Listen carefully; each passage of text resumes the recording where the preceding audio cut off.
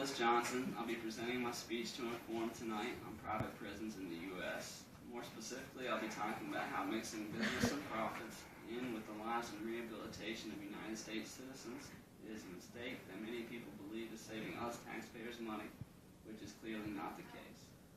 Imagine yourself as a farmer. You've invested tons of money into your farm, even billions of dollars. You have plenty of seeds to plant and as much land as you need to plant those seeds. Now I'm going to ask you two simple questions. Why stop at just a couple of fields of crops when you have the resources to plant hundreds of fields with a wide variety of cash-yielding crops? The second question I'm going to ask you is, would you spend your time and money trying to teach each and every customer how to plant what they are buying so they'll be self-sufficient and never come back again? The answer is no. You, just like 99% of people, would grow as many fields as time would let you plant, and you would hope that not a single customer would have a planted seed in the ground, because that is how you earn your money.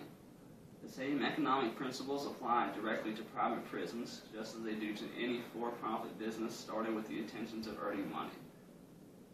Corporations that run private prisons have billions of dollars invested into keeping their four walls packed to the brim with inmates for a multitude of crimes.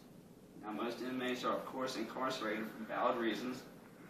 The questionable ethics comes into play when one finds themselves in control of a vast amount of money and lives, and you have to determine if you want to spend your money rehabilitating, molding these criminals into someone that could be a valuable part of society and risk losing profits and prisoners.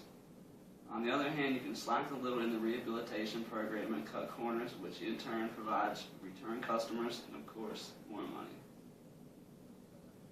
In the United States, the business of private prisons was fairly quiet, with almost every detention facility in the United States being ran by state or local governments. This is until a man by the name of Ronald Reagan and his wife Nancy started a war on drugs and unintentionally changed the entire landscape of how prisons, detention facilities operate, how they are managed, how crowded they were, and ultimately how much profit was churned out to these large corporations at the expense of taxpayer dollars. These corporate-owned, for-profit prisons claim to be the most cost-efficient and overall better management system for both those who are incarcerated and those who are paying the tabs for those incarcerated prisoners.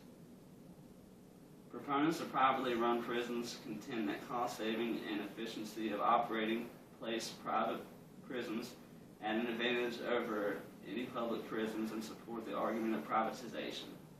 Also, several industry-funded studies have concluded that states can save money by using private prisons, but some research casts doubt on the validity of these arguments, as evidence shows that private prisons neither demonstratively more cost-effective nor efficient public prisons. An evaluation of 24 different studies on cost-effectiveness revealed that, at best, results of the questions are inconclusive, and at worst, there is no difference in cost-effectiveness. A direct quote from the U.S. Bureau of Justice Statistics states that the cost saving promised by private prisons has simply not materialized yet. Let's just take a step back and say that states may benefit from saving a little money by going with privately owned prisons rather than a state-maintained prison. But does this money saving come at a cost? Are corners cut to save money in a place where strict maintenance is vital to everyone involved, including the prisoners, the employee of the facility, and the community that surround the facility? Evidence suggests that lower staff levels and training at private facilities may lead to increased incidents of violence and escapes. A nationwide study found that assaults on guards by inmates were 49% more frequent in private prisons than in government-run prisons. The study revealed that assaults on fellow inmates were 65% more frequent in private prisons. In the wake of an escape of 3 murderers from the minimum security Keiman prison in Arizona, operated by Management and Training Corporation, also known as MTC, the Attorney General and former Phoenix, Arizona Mayor Terry Goddard said, "I believe a big part of our problem is that very violent inmates, like the 3 that escaped, ended up getting reclassified at lower risk quickly and sent to private prisons that are just not up for the job." The private prison had inadequate patrols and prisoner movements, excessive false alarms, a lax control, and inconsistencies in visitor screening procedures.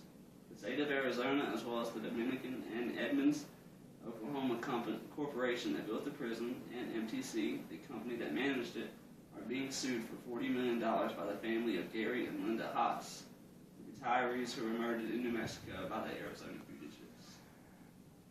The cost effectiveness is still yet to be shown by studies not proven directly by the companies that run the private prisons, and concerns with the overall safety in and around those prisons. I leave you with one question.